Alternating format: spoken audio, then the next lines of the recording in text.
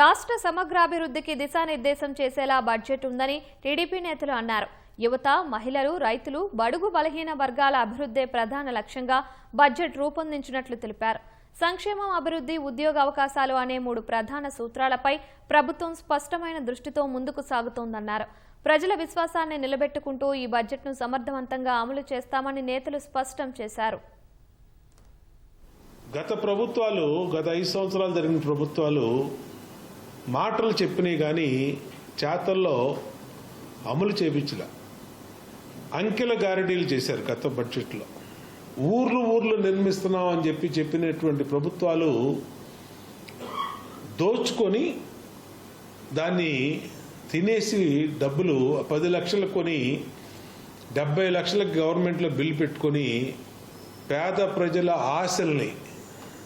ఆశలతో ఆడుకొని ఆశల్ని అడియాసలు చేసింది. సొంత ఇంటి కలను నెరవేర్చేదానికి ఈ ప్రభుత్వం చర్యలు తీసుకుని నిధులు కేటాయించాం. ప్రజా సంక్షేమమే లక్ష్యంగా ఈ బడ్జెట్ రూపొందించడం జరిగింది. అభివృద్ధి పథకం ముందుకెళ్తున్నప్పుడు ఆ రోజున మళ్ళీ ఎలక్షన్స్ వస్తే ఆ రోజు జగన్మోహన్ రెడ్డి మాయమాట చెప్తే ఆయన మాయమాటలో పడే అధికారం ఆయనకి ఇచ్చారు. ఆ రోజు చేసిన మన పునాదులుగా ఉండిపోయే తప్ప